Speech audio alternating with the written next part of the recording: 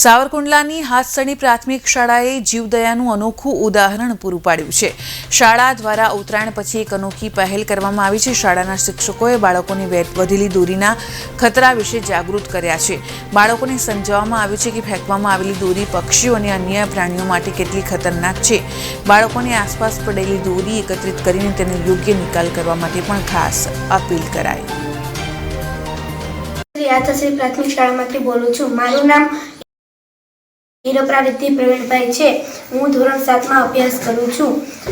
જેમ કે ઉત્તરાયણમાં દોરો આપણે પતંગ ચગાવતા હોઈએ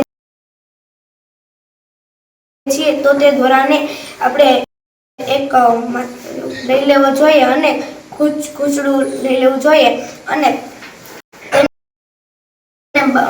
બાળી દેવું જોઈએ અને જો બાળીએ નહીં તો આપણે જે સીવવામાં અથવા સિલાઈ મશીનમાં ઉપયોગ કરી શકીએ છીએ અને બટન સીવી શકીએ છીએ અને દોરો આપણે જો ખુશરું ન કરવું હોય તો આપણે લાકડામાં પણ વીંટવી શકીએ છીએ। બેટા દોરો શું લેવો જોઈએ? ગોહિલ પારસ સંજયભાઈ છે। હું હાથસણી પ્રાથમિક શાળામાંથી આવું છું।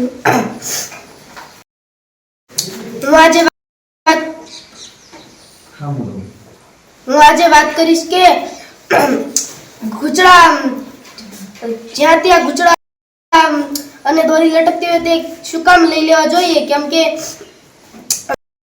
ત્યાં પક્ષીઓ વૃક્ષો પર બેઠતા હોય, ગુચડા જમીન પર પડ્યા હોય તો માણસો ચાલતા હોય તો માણસોના પગમાં દોરો અટવાઈ જાય અને માણસો પડી જાય અને પક્ષીઓને નુકસાન થાય, ઈજા થાય, ગળામાં પગ કપાઈ જાય, પાંખ કપાઈ જાય, નાક ચાંચ કપાઈ જાય અને નાના છોકરા પગમાં નાના છોકરા પડે અને નાકમાં નાના છોકરાને વાગે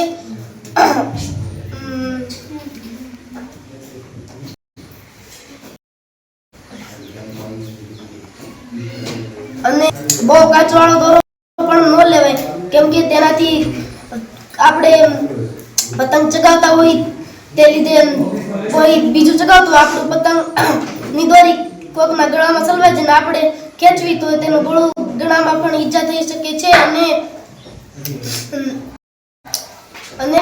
દોરી પણ ન લેવાય, કેમ કે તે પ્લાસ્ટિકની દોરી હોય એટલે તેનાથી ગળા કપાવાની સંભાવના જરૂર રહે છે અને જે રમતા હોય, દોડતા હોય અને એક વૃક્ષથી બીજા વૃક્ષ પર દોરી સલવાયેલી હોય અને તે ત્યાંથી ગુજરે અને તેનું ગળું કપાઈ જાય અને ગાડીવાળા પણ ગુજરે તો તેના ગળામાં દોરો સલવાઈ જાય અને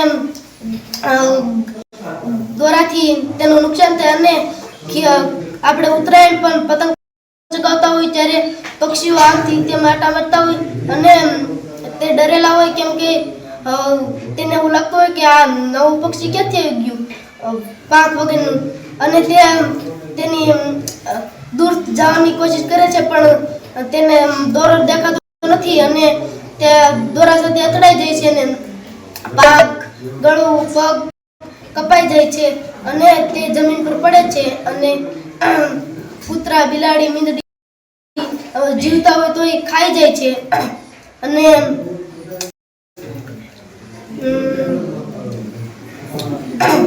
બહુ કાચવાળી દોરી પાવાથી આંગળીઓ પણ કપાઈ શકે છે। દોરી હોય તો બહુ ધારદાર દોરી હોય તો નાના છોકરા ચગાવતા હોય તેમને ન ખબર હોય કે દોરી હાથમાં વાગી શકે છે, ગળામાં તેને કંઈ પહેરેલું ન હોય અને દોરી આવીને ગળું પણ કાપી શકે છે અને હું તો કહું છું કે ઉત્તરાયણ પર સાવ સાદી દોરી પાવી જોઈએ અને બહુ કાચ ન નાખવો જોઈએ અને સાવ સાદી દોરી પાઈને પતંગ ચગાવવી જોઈએ।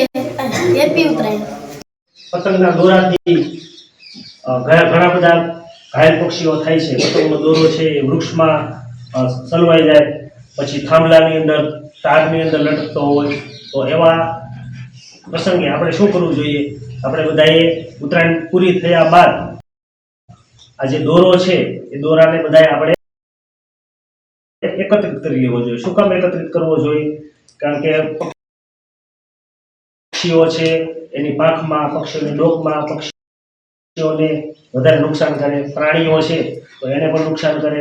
રાત્રે અમુક વૃક્ષોની અંદર દોરી સલવાઈ ગઈ હોય તો